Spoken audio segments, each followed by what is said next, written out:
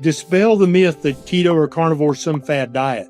This is literally the oldest diet known to humanity. It cannot be bad for you because the four things that humans have been doing for the longest period of time as a species is breathing air, drinking water, playing in the sun, and eating meat. Ken, the dietary strategy you recommend is the proper human diet, which is a continuum from low carb all the way down to carnivore.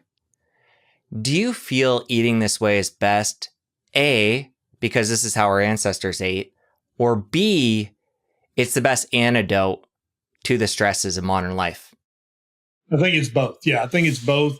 I think it's abundantly clear to anybody who thinks about this for more than 15 seconds that only for the last 0.01% of our existence on this planet did we eat foods, and I put that in air quotes for a reason. I want to talk about that.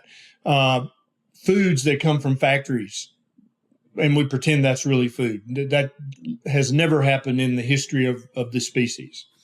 That's number one. Number two, I think that eating a proper human diet improves your mental health. It improves your mental function. It improves your physical health and function, and it decreases chronic, inappropriate inflammation. And all those things together, Jesse, if anybody's thought about human physiology for more than a minute, they're like, well, that's got to make you feel better, act better, think better. You're in a better mood. You're in a better place in your life. Everybody's been in pain at some point. Everybody's been inflamed. Everybody's been overstressed, overworked, underpaid, on the brink of bankruptcy.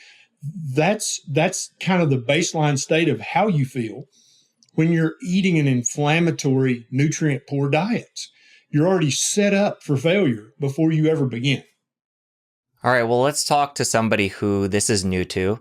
They're going to adopt a diet on that spectrum. What can they expect within that first 30 days when they switch things up? It depends on how metabolically sick they currently are. And so if you're talking about a young, healthy, slender teenager who's an athlete and, who is just in the prime of their life, they may not notice much improvement at all because they're already close to optimal, right? Now, they may absolutely notice a reduction in their acne, the severity and the level of inflammation in their acne. If we're talking about a female, she may very well notice that her monthly cycle is much less painful and schedule interrupting. That's very common. But as far as just, miraculously feeling so much better, somebody who's young and fit and healthy, they may not notice a huge difference. But now let's talk about somebody who's just heard about a proper human diet and they're 50, 60, 70, got type 2 diabetes, hypertension, metabolic syndrome, fatty liver. They're at least 30, if not more, pounds overweight. With that comes all the brain fog, all the irritability, the anxiety, the being down in the dumps, not being able to sleep well. All that stuff goes hand in hand. It's all interconnected. That's what a lot of people don't realize, that is even your mental health is connected to your physical health intimately. It's not some kind of tangential connection. It is directly related to your physical health. And that's why we're seeing so much improvement in mental health issues when people adopt a real whole food ketogenic diet or a carnivore diet. And so that person, within just a few days, they're going to notice that their mental clarity is better. Their brain fog is better. They've just got a little more energy. Things that they've been putting off, they thought they were lazy or procrastinators. They're like, I'm going to get to that project now. I'm going to go ahead and scale up that thing that I've been meaning to do forever. And then also, if they're checking their blood sugars, that's going to start to come down noticeably within 5 to 10 days. Their blood pressure is going to begin to slowly come down within 5 to 10 days. Though they're going to be able to see immediate feedback. And that's one of the things that made me fall in love with low carb, keto, carnivore very early, is that because I've been practicing medicine for over 22 years, Jesse. I've recommended lots of diets, including Weight Watchers, including Slim Fast. There was MetaFast, the ADA diet, the AHA DASH diet. In the first few years of my medical practice, I recommended all those diets, depending, but I never saw any signal. Now, what does that mean? So when I recommend something to you as a patient, and I'm like, okay, let's chat again in 6 months, right? And you go ahead and live your life, and you obviously heard me. We had a conversation. And then you come back in 6 months and you've gained weight and your blood sugar's worse and your blood pressure's worse. That's signal to me that diet was worthless to you. Either it was too hard to follow, or it just didn't work, or some combination of those two things. Does that make sense? Yeah. But so when I started recommending keto and carnivore for my most severely obese patients, my patients with the highest A1Cs, just severe diabetes, either type 1 or type 2, overweight, 30, 40, 50, 60, 70 or more pounds overweight, when they would come back for their 3-month or 6-month checkup, it was immediately obvious that something had changed. They had lost a significant amount of weight in 3 or 6 months. Their A1C had dropped a significant amount. I'm talking 2 or 3 percentage points in 3 to 6 months. Their blood pressure was down 5, 10, 15 points on the average. Their blood sugar was down anywhere from 20 to 100 points on average. Huge signal coming back. And, Jesse, for many people, more importantly, their chronic anxiety was better. Their chronic aches and pains were much better.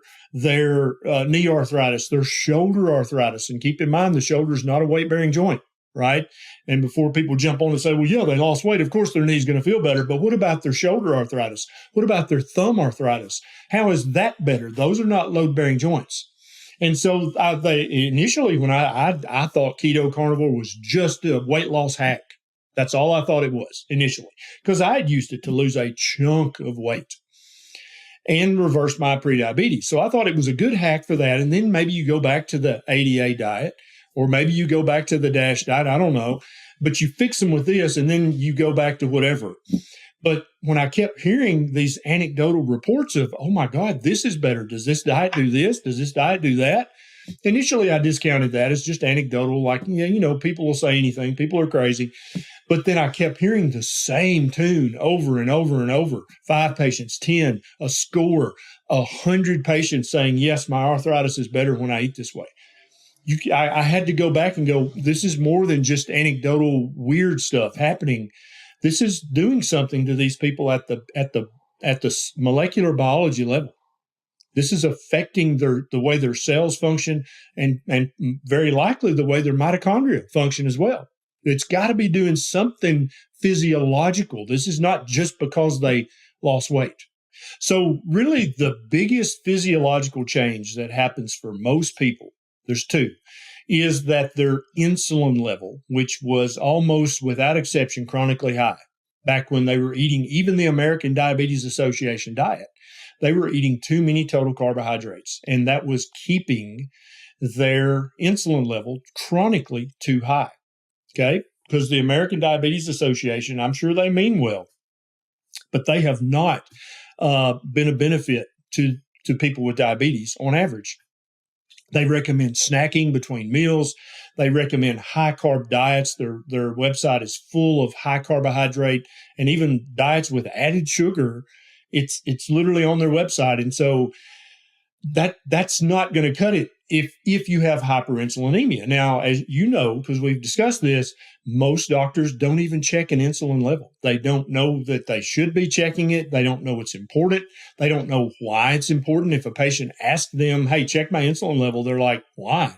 I wouldn't even know how to interpret that. And I applaud the doctor for being honest, but I also denigrate the doctor for being ignorant, because insulin is one of the basic hormones in the human body, has hundreds, if not thousands, of functions in the human body, many of which I opine we haven't even discovered yet, because we quit looking at basic human physiology when the pharmaceutical revolution happened. Everybody just wanted to research, how can I invent $1 million drug? And so I think that lowering the insulin back to the normal range, that's one of the biggest things. And then the second thing is much of the inflammation in people's body is caused by their diet. Now, when I say that, let's just keep talking to somebody who's brand new to this. You're like, well, I would understand that if you were talking about gut inflammation, gut problems, but I don't have any gut problems. What I've got is arthritis in multiple joints. How is changing what I eat going to help that? I don't understand the connection. Or, my gut's fine, but I have psoriasis or eczema or severe acne, chronic skin inflammation. I don't see how diet's going to play a role in that. It's got to be stuff I'm putting on my skin, or maybe sun or something touching my skin. How does the diet affect that? Or then people with mental health really cannot see the connection because they've been so trained by psychiatry and psychology that your mental health and any mental conditions you may have is completely disconnected from your body. That your body has nothing to do with your brain. Somehow it's like psychiatrists and psychologists think the human brain is kept in a box in the closet somewhere. They act like it's not kept literally in your body and is directly connected to every hormone circulating in your body. And so the inflammation comes down. That's the other big thing that is important because it decreases your risk of heart attack and stroke and hundreds of other things happening. It makes you feel better. It makes you less achy. It decreases your chronic pain regardless of the cause. Another thing that the beginner is like, how in the world does eating meat and eggs and sea fish and maybe some low carb veg and low carb nuts and a few berries, how in the world does that make my joints better or make my mental health better or make my skin better? It does, because it lowers the chronic inappropriate inflammation levels all over your body, not just in your gut. And it lowers your insulin level back down closer to normal, which is that's basically just at a 50,000 foot view, not really getting into the molecular biology. That's how it helps you lose weight. Because when you say I want to lose some weight, you don't mean I want to lose bone strength. You don't mean I want to lose muscle mass. You mean I want to lose fat. And when your insulin level is chronically high, you're going to have a very difficult time losing and keeping off any meaningful amount of fat. But when you lower that insulin level back down closer to normal, all of a sudden you've unlocked your body's ability to metabolize and use that fat for energy. Besides the weight loss or fat loss, like you said, what other destruction is insulin doing when it's elevated throughout the body chronically? It's massive, Jesse. There are so many things. And I would again opine that we don't know all the things that hyperinsulinemia will cause, because when the pharmaceutical revolution happened to us, and I don't treat that as a positive thing happening to us. I think it was in some ways positive, but in many ways negative. Researchers stopped looking at what are all the things insulin do, because they are all trying now to make $1 billion drug and have a patent, right? And so definitely we know it's well documented in the medical literature that being hyperinsulinemic, we'll just go through the body systems, increases your risk of stroke, most likely increases your risk of dementia, increases your risk of heart attack and heart failure, increases your risk of pretty much all cancers that are solid tumor cancers anyway, because insulin is a growth factor. It causes growth. Now, if it's at a proper level, it causes proper growth. But if it's chronically hyper, if it's too high, you're going to cause inappropriate growth. And a tumor is an inappropriate growth of a group of cells. Cancer is an inappropriate growth. And insulin is one of the growth factors, the signaling factors that causes cancers to thrive and metastasize. Also, all solid tumor cancers love sugar, don't they? And so if your blood sugar is chronically high, you're actually feeding any little cancer that you have anywhere in your body.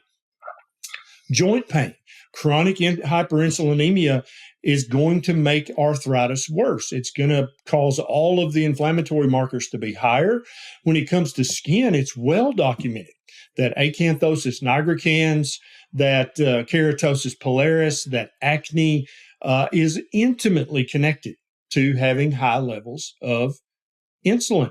in the female reproductive system, PCOS, fibroids, all of these things are directly related to hyperinsulinemia. And so now if somebody's brand new to this and they're like, well, now I understand why he called doctors ignorant for not checking an insulin level. If it's connected to every single body system in our body and in charge of all these functions, that seems like that should be in the baseline panel that every doctor orders in an adult patient. And I would agree.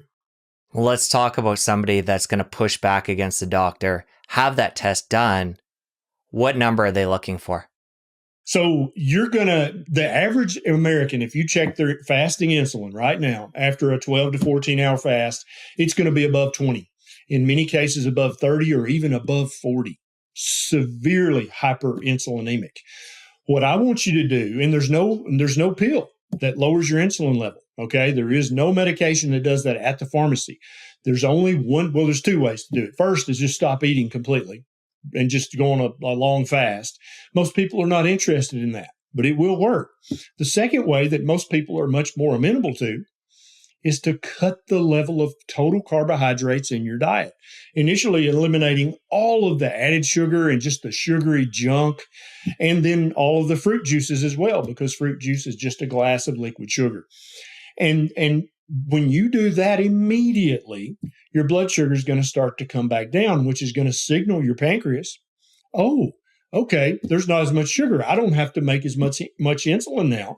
And so your insulin level starts to come down within a day or two of adopting a low carb or a very low carb, aka ketogenic, or a carnivore diet, which is the lowest carbohydrate diet known to mankind.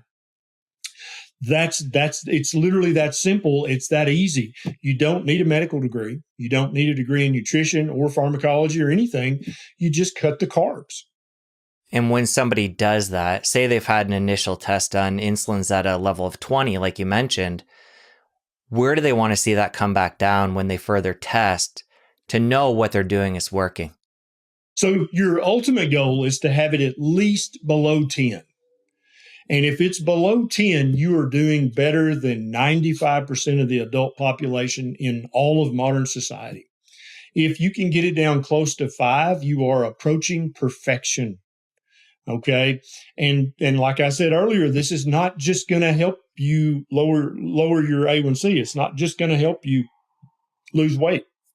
It's going to affect every single body system that you possess and that you currently suffer from.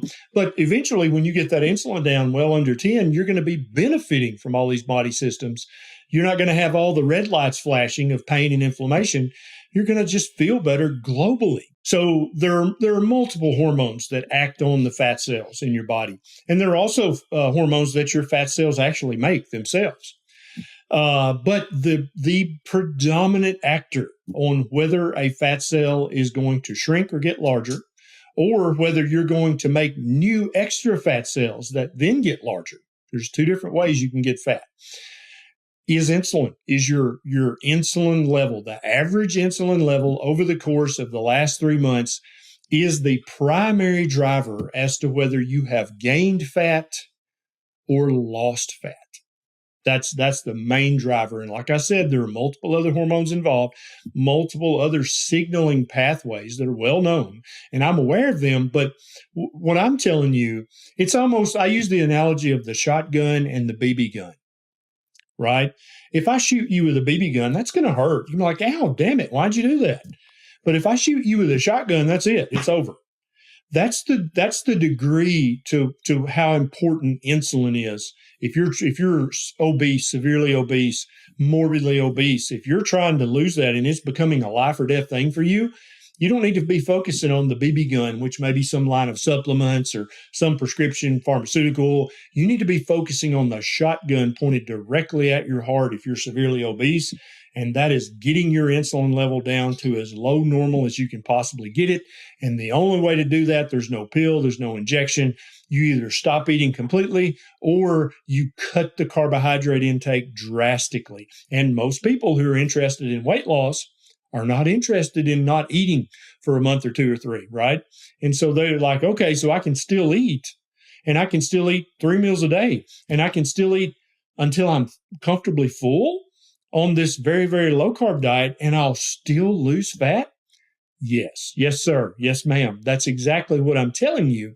You don't have to chronically starve yourself, which you do have to do on the American Diabetes Association diet. If you want to lose any meaningful amount of weight, you're going to have to stop eating before you're full. Now, I was an animal biologist before I went to medical school. And I can tell you, I've studied many different animals. There is no animal on planet Earth that will semi-starve itself for the rest of its life voluntarily. And to ask human animals to do that is biologically foolish. Does that make sense? It's biologically ignorant on the part of a doctor who's supposed to understand human physiology to say, okay, you got to just eat less and move more and do that for the rest of your life. So eating less implies, so I'm not to eat until I'm full. I should stop eating while I'm still hungry. Do you understand just the common sense lunacy of that? Like if you think about it like that, it's like, well, that doesn't make any sense. No other animal stops eating before it's full, but we're expected to. Eat the rainbow is a marketing term. That's not good health advice. There is no reason that humans should eat the rainbow, to try to eat as varied and as wide a diet. The only possible benefit of that is if you're eating a predominantly plant-based diet, which by definition is going to be devoid of many, many nutrients that you need, and a long list of nutrients that can only be found in animal-based foods.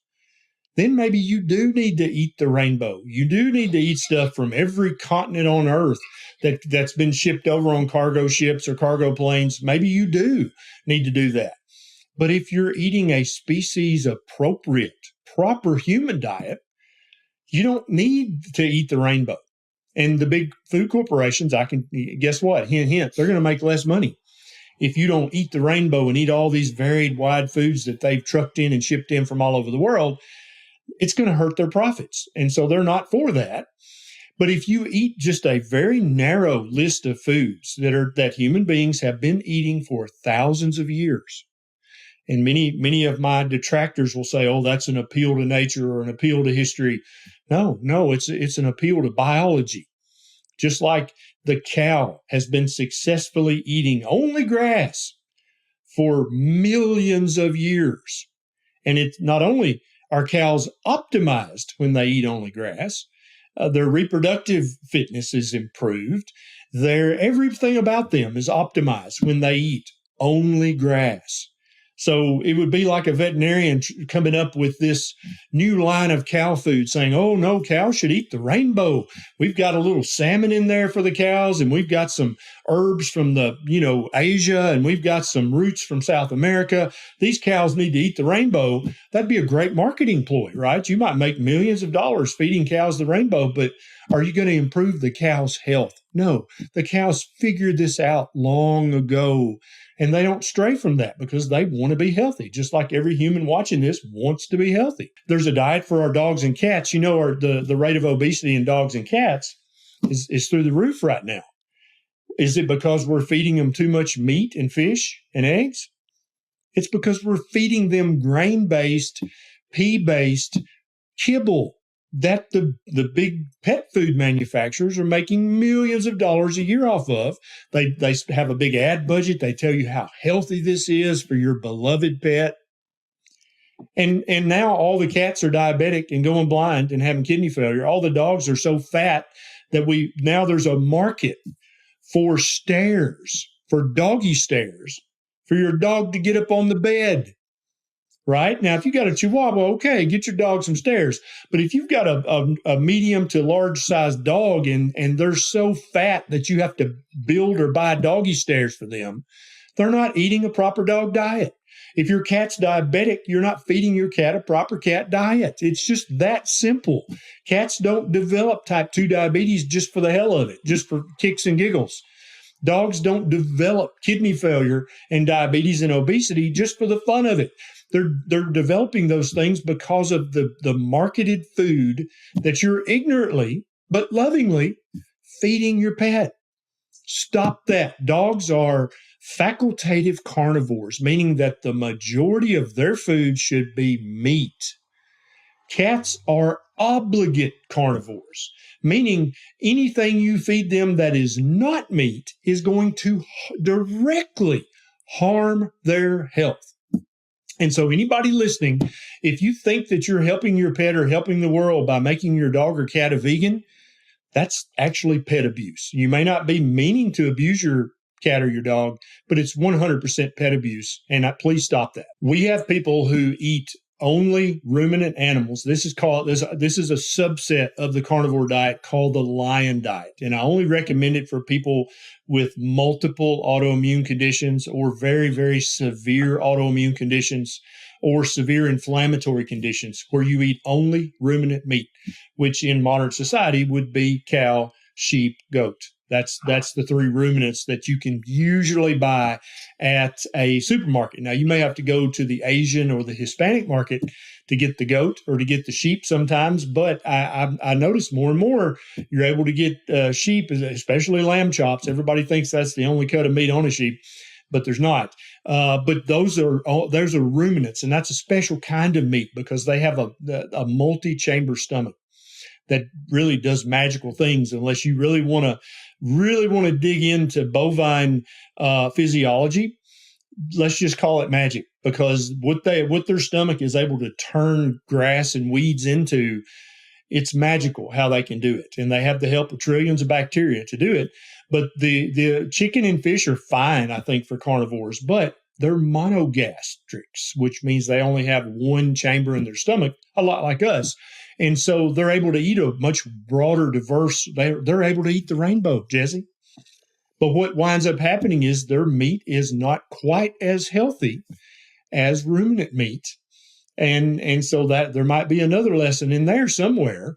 But I think for the average person, chicken and pork and turkey and other fowl and other animals are totally fine to eat, unless you've got severe inflammatory conditions or severe autoimmune conditions, in which case you need to look into that subset of the carnivore diet, which is the lion diet. The person eating the lowly diet of beef, butter, bacon, and eggs that's available in every supermarket. And I'm not talking about the expensive pastured grass-fed. I'm talking about the cheap beef, butter, bacon, and eggs.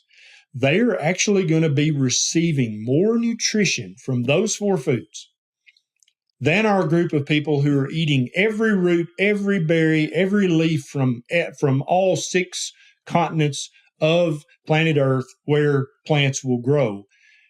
They're going to be getting more nutrition with that very simple, very easy, and quite affordable diet. And I'm willing to put my money where my mouth is. I will help fund that study. If there's a vegan out there, a big vegan influencer who watches Jesse, I bet there's 2 or 3. And you're like, Dr. Berry's full of crap. There's no way.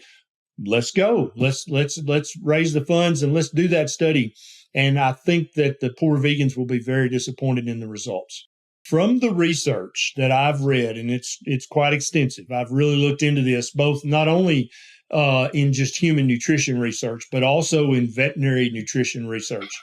What do animals eat? What does that do to the meat when they eat that?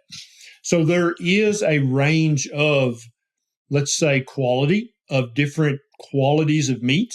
So the cheap 10-pound discount pack of ground beef, 70-30, that you would buy at the cheapest grocery, right? That's not going to be quite as good as if you raise your own cattle and rotationally graze them and just baby them and make sure that they've got the best quality grass and forage and legumes to eat. And so the research shows that depending on which nutrient you're talking about, the grass-fed, grass-finished, panda-massaged meat is going to be 3 to 10% better, depending on which nutrient. So if it's omega-3 fatty acids, it's going to be 3 to 7% better.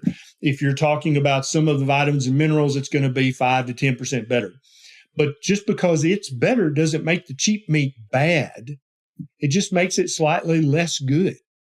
And so what I'm telling people is you can buy beef, butter, bacon, and eggs from the cheapest supermarket, from the cheapest source.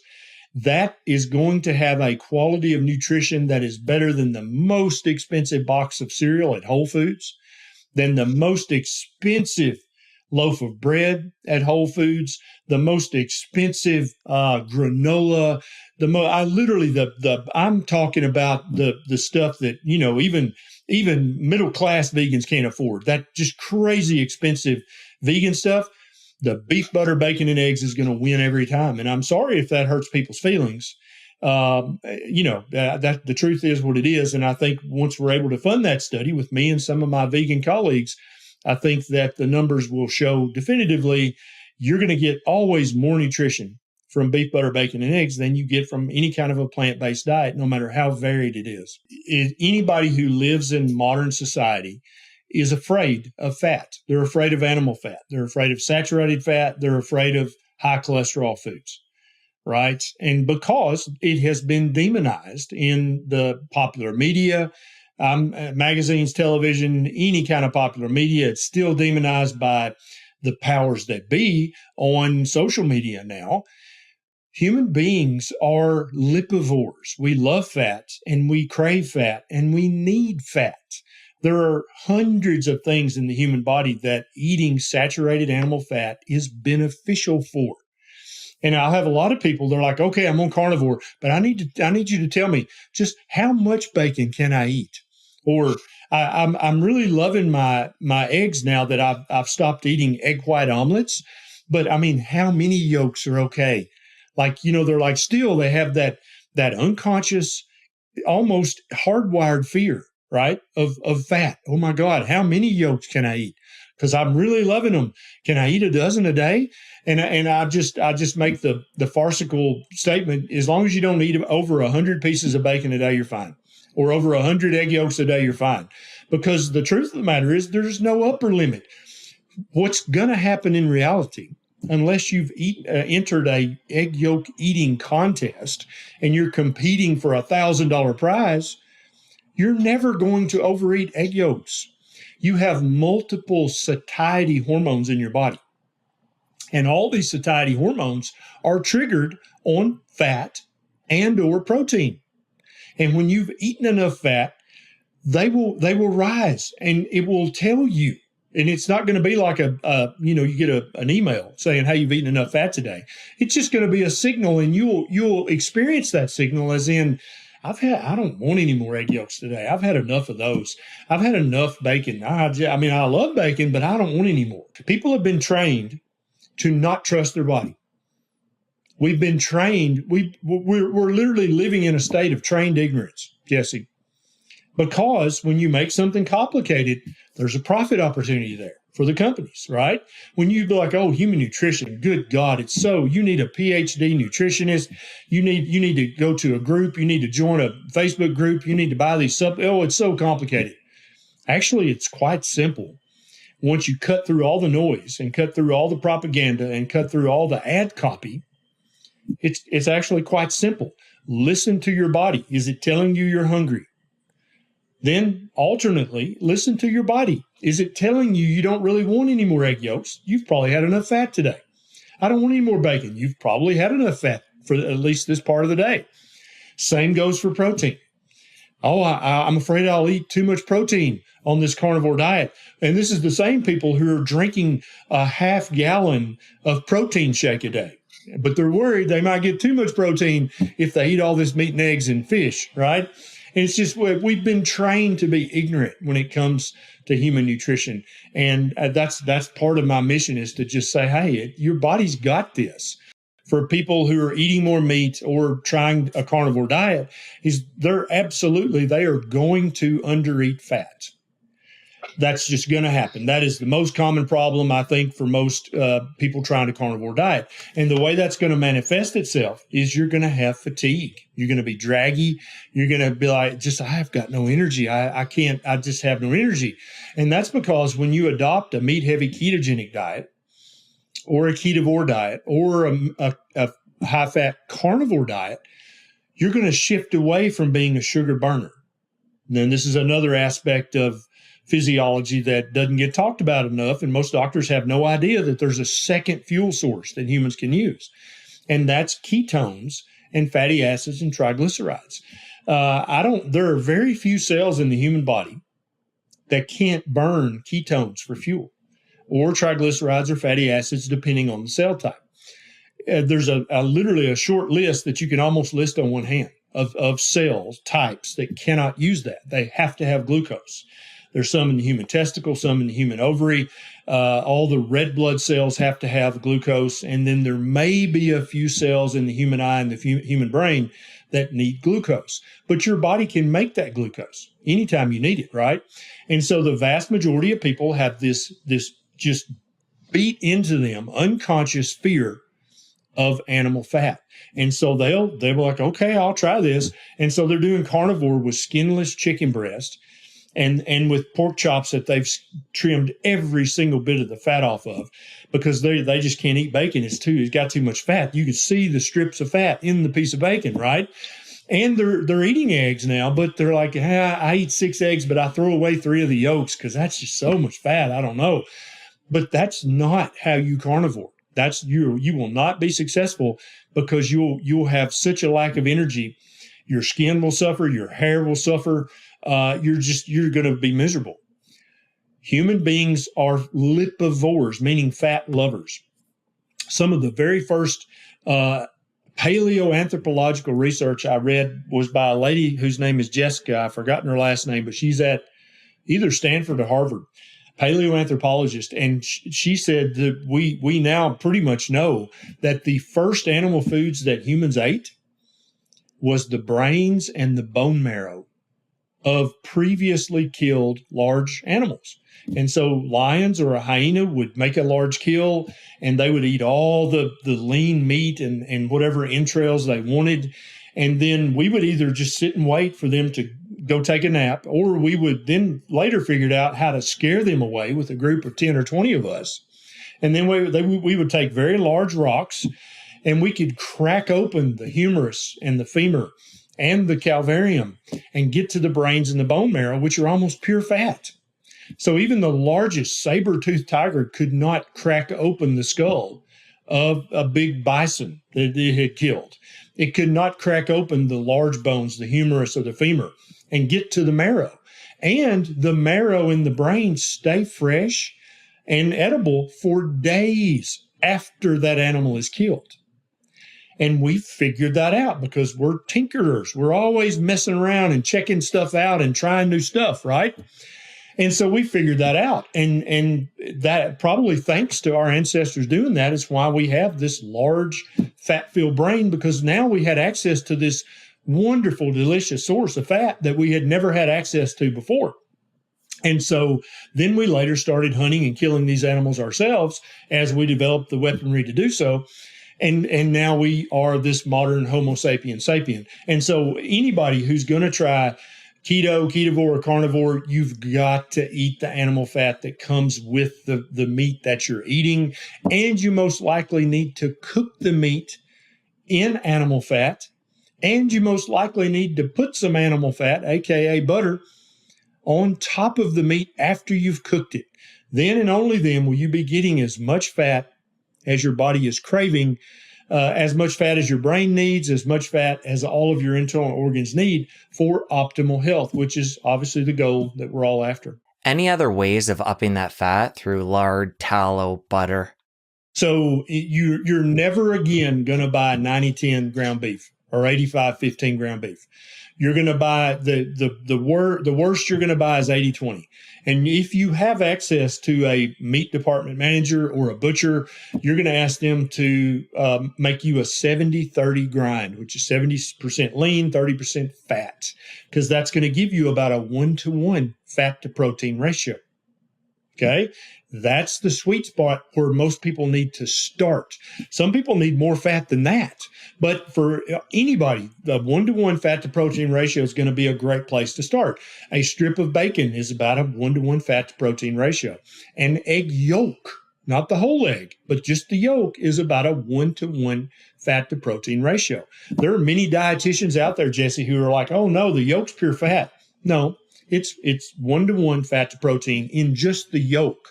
If you eat the entire egg, then it's a 3-to-1 or a 4-to-1 protein to fat ratio. What have I been doing this for 8 years now, Jesse? And I've told you about all the supplement deals I've left on the table.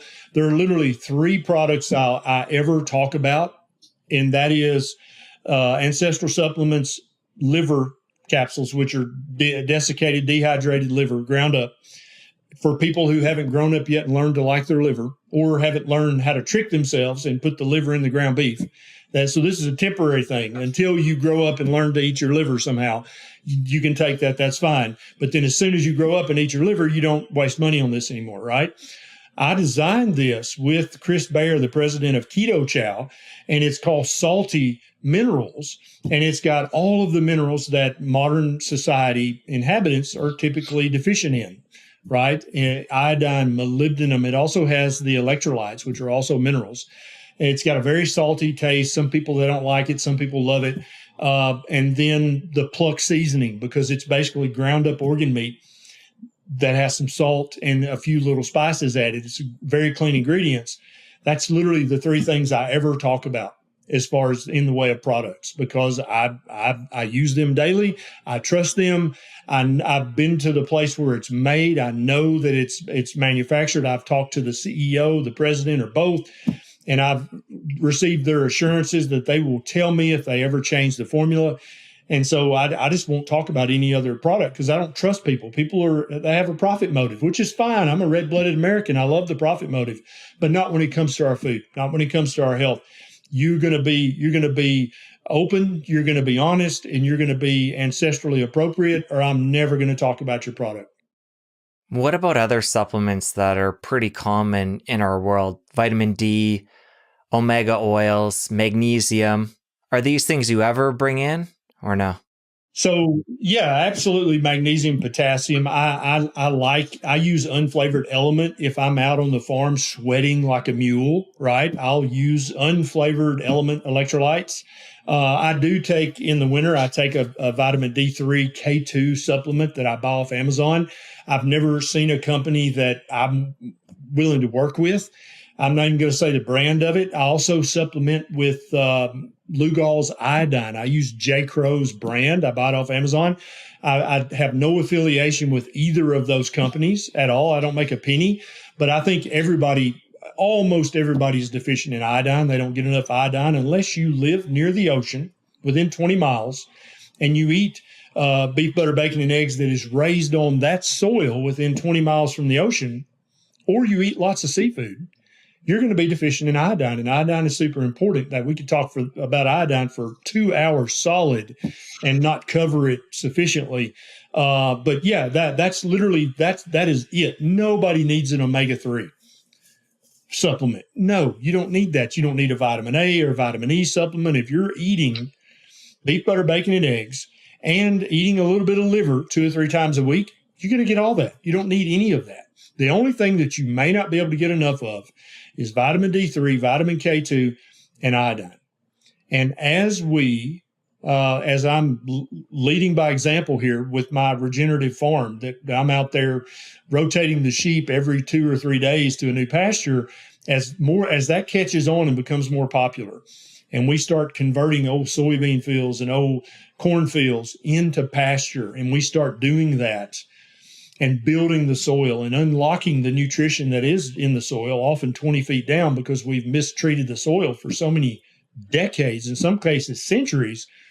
We won't need any supplements at all. You'll be able to eat nothing but beef, butter, bacon, and eggs, and you'll get everything, and play in the sun with your shirt off, and you'll get every single thing that you need to just live an abundant, perfectly happy and healthy life. I learned about iodine and how there's an epidemic of deficiency when I read Dr. David Brownstein's book, and it was probably back in 2008. I don't know, it was forever ago. And I'm like, holy crap. And then, of course, I didn't blindly believe Dr. Brownstein. I was like, that just opened my brain. I'm like, okay, let me look into this. And I found out that most soils are so depleted of iodine, either depleted or the soil has been so misfarmed that the iodine is locked up and inaccessible to the plants. And if the iodine is not in the plant that you eat, you're not going to get any iodine from that plant, even if it's supposedly iodine rich. if the cow or the pig or the chicken that you eat has not grazed on grass or bugs or worms that came from iodine-rich soil, I don't care what the USDA Food Data Central says about iodine content, it's not going to have enough iodine. That's number one. Now, like I said earlier, if you live within 20 miles of an ocean coastline or an island, your soil is probably iodine sufficient. And if you eat plants that grow there or you eat animals that graze there, you're probably going to be fine. Or if you eat fish from the ocean, you're going to be fine, right? Now, I learned that the Japanese will sometimes, their average diet, they'll eat 17 grams of iodine every day, their entire life. That's 17,000 micrograms.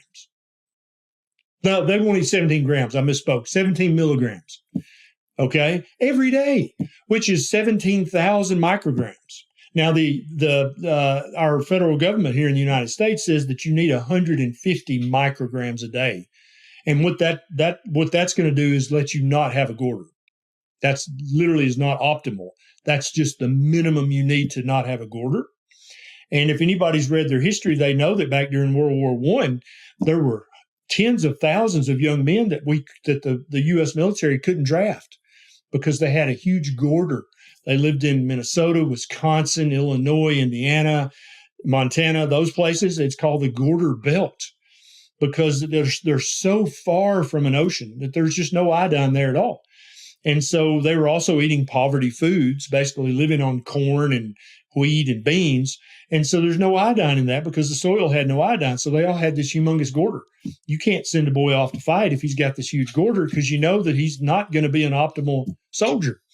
And so that's where iodizing the salt came from. And then other countries followed that lead. And there's actually some countries that put iodine in the diet in other ways besides salt. I won't spill the beans. People can do their own research and find out how do other countries get iodine in the diet. So now, why do we need this iodine? It's all about your thyroid gland, right? Wrong. Here's the thing, and I've got a YouTube video with the research proving this in the show notes that you can click on and read it yourself. Every cell line, and there's hundreds and hundreds of different types of cells in the human body, right? Every cell line we've ever looked at has something on its cell membrane called a sodium iodide symporter. This is a little machine on each cell of your body. And as far as we know, it's every single cell in the human body. We've never found a cell in the human body that didn't have an NIS, sodium iodide symporter. And this is a little machine that spits out sodium and pulls in iodine. The human body does not do things that don't benefit itself. That would be a waste of energy. These cells are not pulling in iodine just for the hell of it, because it's popular, because it's a meme. They're not doing that. They're doing it because they need that iodine. So the take-home message is iodine's not just about your thyroid. Now, if you've studied a little bit, or if you're a woman with fibrocystic breast disease, you also know that breast tissue in both men and women have breast tissue. Women, on average, have more. Breast tissue also concentrates iodine. There's a reason for that. There's multiple reasons for that, right? So if you've read a little bit or you have fibrocystic breast disease, you know it's not just the thyroid, it's also mammary tissue. And then if you've read a little more, you're like, oh, but the salivary glands, they also concentrate iodine. That's weird. Wonder why they do that. But then when you find out the truth, Jesse, that every cell in the human body needs iodine and actively harvests iodine from the bloodstream, then you're like, oh, God. So, I mean, if every cell in my body does that, and also remember, I'm an animal biologist. Every cell in every animal we've ever studied, Jesse, has a sodium iodide symporter and pulls iodine from the environment into their body. Now, who can know that and know the truth of that? Read the research in my YouTube video about iodine and go, okay, well, that must mean by definition that iodine is a big damn deal. Yes, there's actually a ton of research in European countries and Scandinavian countries about iodine and brain development in children. And you can literally add 10 points to the average IQ score. And there's problems with IQ scoring. I agree. I know. Don't get started on that. But if you can increase your child's IQ score by 10 points on average by making sure that they get sufficient iodine in their diet when their brain is developing, come on. That makes this a huge deal. Supplementing iodine will literally make fibrocystic breast disease disappear. It will make it go away. It will make a goiter disappear, make it go away, right? And then every cell in your body is obviously benefiting from having good supplies of iodine in your diet, or your cells wouldn't be pulling it in from the outside environment. Iodine is a huge deal. The average doctor has no idea about anything I just said. And so if you go to your doctor, they're liable to yell at you if you tell them you're taking an iodine supplement. They're liable to be like, oh my God, no, because they remember that when they were a child, there were medications that their grandmother, if they skinned their knee, they would put that on their knee that had a skull and crossbones on it. And so they remember that and like, oh no, you don't want to. And they also know that you can kill someone's thyroid with radioactive iodine. That's not what comes in an iodine supplement, okay? But you can absolutely kill somebody's thyroid with radioactive iodine. But that's not what's in the supplement. And so we know, we kind of sort of remember these weird, vague memories of, oh, I think that's bad, right? Skull and crossbones, oh, it killed his thyroid.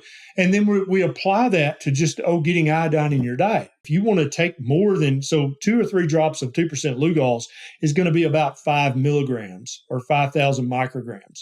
And so that's my daily dose is 5 milligrams a day. But if you want to take 10, 25, 50 milligrams, I don't think it's going to hurt you. Keep in mind, the average Japanese person eats 17 milligrams a day just in their daily diet because it's so full of seafood and sea vegetables and seaweed. They get 17 to 20 milligrams a day just in their regular diets, even if they're not trying to optimize for iodine. And there's literally no bad outcomes from that in Japanese society or Japanese medical literature, which I've looked at. You have a couple young kids. How do you go about making sure they're getting enough iodine? Yeah. How do I optimize my own flesh and blood children's IQ? Let's make that the question. Okay. That's a sexy question, right? So I make sure that they get iodine. They both still drink goat milk, and at least once a day when they're not looking, I will put a drop of Lugol's 2% in their little glass of goat milk that they're going to drink. I make sure that they get vitamin D3. I have D3K2 drops just for them, and I'll sneak that into the goat milk at least once a day, just a few drops, just a weight-appropriate dose, right? Also, I make sure that they get plenty of animal fat in their diet. That's number 3. People keep count because there's one more. I make sure that they get plenty of saturated animal fat in their diet because the human brain needs that for development. I was talking to a guy and he said, because I was telling him about carnivore, and he said, my grandmother, when I was a little kid, she would, when there was a new baby in the family, I remember I caught her, she would sneak with a little piece of pork fat or a little piece of beef fat, and she would put that in the baby's mouth. And one of the mothers caught her and was like, what are you doing? She's like, you have to do this or the baby's brain won't develop right. Now, okay, that's just one anecdote, one grandmama somewhere in Tennessee, right? Then I looked into this because that's how my brain works. I need to look in. I wonder if any other, guess what, Jesse? There are multiple recorded instances in anthropology and archaeology that this was standard practice for newborn infants or infants who were teething and were about to start eating solid food.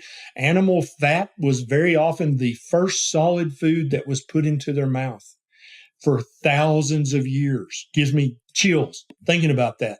These little grandmothers and aunts and great grandmothers, they knew this before there was a Harvard School of Public Health or a Tufts School of Nutrition. They had figured out these babies need animal fat in their mouth as early as you can get it in there because it helps their brain develop. Then the final thing, number 4, Beckett and Bonnie, Beckett's 6, Bonnie's 3, they have never ingested a single cc of fluoridated water. To my knowledge, they've never ingested any fluoride ever in their short little lives. If they did, it came from the natural water source, because there are some natural water sources that have a tiny bit of fluoride in them. But never have they drank, and never will they drink, fluoridated water. Those are the 4 ways that I optimize my own children's IQ potential. If you drink any kind of soft drink, from Coca-Cola to Pepsi to Dr. Pepper to Mountain Dew to Zevia, unless they specifically say so on the bottle or on their website, that was made with fluoridated municipal water. Much of the water that you buy, like Dasani, it's literally tap water from some municipality that is fluoridated, that they run through some softeners and conditioners and a filter to make it taste good, if water can taste good, or just not have a taste, basically just be wet. But it still has fluoride in it. The majority of fruit juices that you buy at the supermarket is reconstituted with fluoridated water. All of the pre-prepared food that has any water added to it that you buy either frozen or fresh at a supermarket was made with fluoridated water. So a lot of people think, oh, no, we buy, bottled water, it's probably fluoridated. Unless it specifically says on the label or their website that it's fluoride-free, it's not fluoride-free. We've got an iodine receptor in the human body, either on my skin cell or on my thyroid cell, right? The problem with just thinking of if I get enough iodine, it's going to shield my receptors, is that fluoride has a 20x higher affinity for that receptor than iodine. And so literally fluoride can knock iodine out of the receptor and occupy the receptor. 20x. And in some cases, in some special situations, it can be 100x more affinity. And chlorine on average is anywhere from 3 to 10x. So it can also knock the iodine out, right? So that's why I would much prefer that you eliminate your fluoride exposure and minimize your chlorine exposure and get a decent supply of iodine in your diet. Because now, if you're eating the standard American diet, everything you drink's fluoridated, then 2 to 3 milligrams, like I get, of iodine, it's probably not enough. And I think, in fact, Dr. Brownstein and Dr. Bright, the majority of people they deal with, they're assuming that they're drinking fluoridated water. And that's why they're recommending these much higher doses of iodine to try to basically overwhelm and keep the fluoride and chloride out of that receptor by overwhelming that receptor with so much iodine that just odds are it's going to be iodine that adheres, not fluoride or chlorine. And I respect that, because if you're not teaching people get the fluoride out of your mouth and minimize the chlorine exposure, then they probably do need higher doses of iodine.